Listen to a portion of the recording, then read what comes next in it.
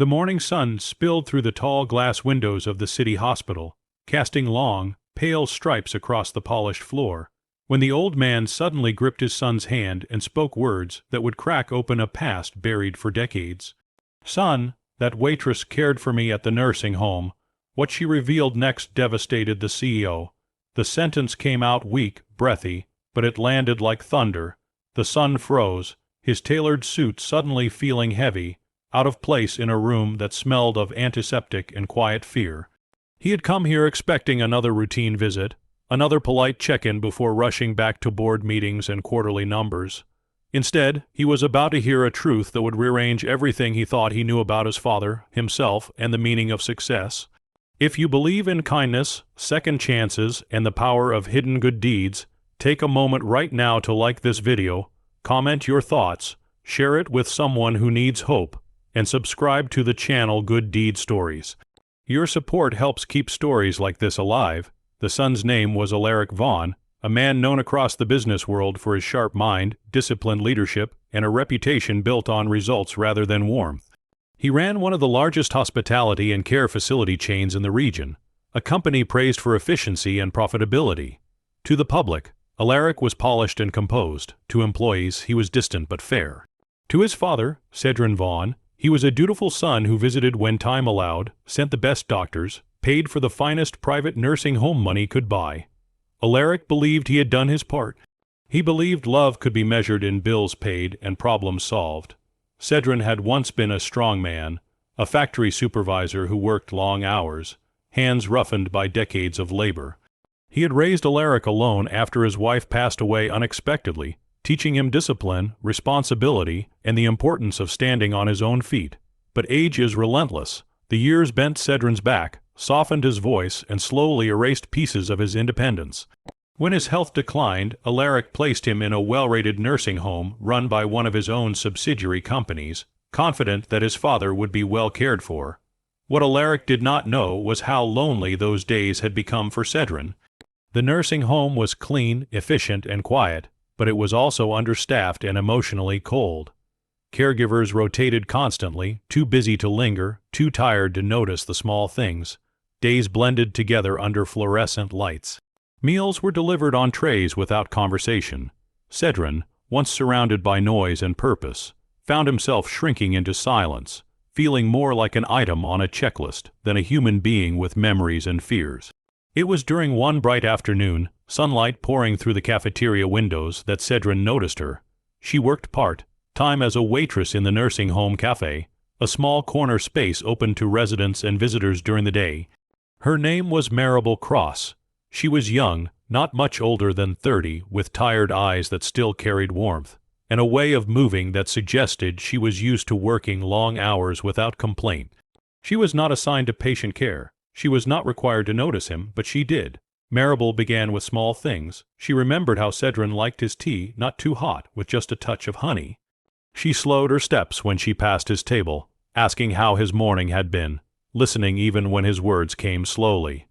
When she noticed his hands trembling too much to hold a spoon, she discreetly helped him finish his meal, pretending it was nothing, pretending it was normal. In a place where many felt invisible, she made him feel seen. Over time, their brief daytime encounters became the brightest part of Cedrin's routine. Maribel would pull up a chair during her break and let him talk. He spoke of his late wife, of factory whistles and lunch pails, of raising a boy who grew up too fast. She never rushed him. She never checked her phone. She listened with a presence that felt rare and precious. For Cedrin, it was not the food or the service that mattered. It was the dignity she restored with simple kindness. One afternoon, Cedrin suffered a frightening episode. He became dizzy, confused, his chest tight with fear. Staff responded, but the moment passed with clinical efficiency. It was Maribel who stayed afterward, sitting with him until his breathing slowed, holding his hand while sunlight faded into late afternoon. It was then, with tears quietly sliding down his lined face, that Cedrin confessed his deepest regret. He told her he felt like a burden. He told her he feared his son saw him as a responsibility to manage, not a father to love. Maribel did not offer empty comfort. She shared something of her own. She revealed that she worked 2 jobs to support her younger brother after their parents died, that she knew what it felt like to be tired and overlooked, that kindness was sometimes the only thing that made the weight bearable. Then she said something that changed Cedrin forever. She told him his son had built places like this, places meant to care for people like him, and that maybe, just maybe, his son needed to understand what care really meant. Days later, Maribel did something extraordinary. On her own time, she wrote a long letter. It was addressed not to Cedrin, but to Alaric Vaughn. In it, she described the quiet loneliness of residence, the rushed routines, the difference one attentive human being could make. She did not accuse, she did not demand. She simply painted an honest picture of life inside the walls of success-driven care facilities. She signed her name and left the letter with the front desk, unsure if it would ever reach its destination. It never did. The letter was misplaced, buried under paperwork. Maribel never knew, but Cedrin remembered every word she spoke to him, every kindness she offered without obligation. When his health worsened and he was transferred to the hospital, Maribel was not allowed to visit. Policies were strict. She sent her well wishes through a nurse and returned to her routine, unaware of the impact she had made. Now, lying in a hospital bed bathed in late morning light, Cedrin finally told his son everything. He spoke slowly, pausing often, but his words were clear. He told Alaric about the waitress, about how she treated him like a person when he felt like a burden. He described the letter she wrote, the truth she shared, the way she made him feel valued in his final chapter. As Cedrin spoke, Alaric's world quietly fractured.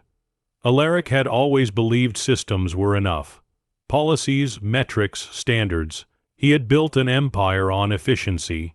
But hearing his father describe days of isolation softened by a single waitress's compassion filled him with a shame he had never known. His chest tightened, not with anger, but with grief for what he had overlooked.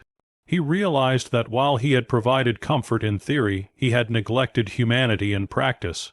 Cedrin's voice weakened as he reached the end of his story. He told Alaric that Maribel once said something that stayed with him. She said kindness does not need permission or a title. It just needs a willing heart. Shortly after, Cedrin slipped into a deep sleep, his breathing shallow but peaceful. He passed away later that afternoon, sunlight still bright outside, as if the world refused to dim. The loss hit Alaric harder than any business failure ever had. In the quiet days that followed, he searched for Maribel Cross. It took time, but he found her still working, still serving quietly. He did not arrive with cameras or announcements. He came in the daytime, sat at a small cafe table and listened. He told her who he was, told her what his father had shared, told her how her kindness had mattered more than she would ever know. Maribel cried, not from pride, but from relief that Cedrin had not felt alone at the end. What followed was not charity, but change. Alaric initiated a complete overhaul of his care facilities, not just on paper, but in culture. Staffing was increased. Training focused on empathy, not just procedures. Employees were encouraged to slow down, to learn names, to listen. Maribel was offered a role not as a symbol, but as a consultant, helping design programs centered on human connection. She accepted, carrying Cedrin's memory with her. If this story has touched your heart, if it reminded you that small acts can ripple into lives far beyond what we see, please take a moment now to like this video, share it with someone who needs a reminder of humanity, and stay connected with good deed stories. Your engagement helps these messages reach further. Just before we end, we have a special request. Please comment below one small act of kindness you believe can change someone's life, even in ways you may never witness. Alaric Vaughn never forgot the lesson his father left him with.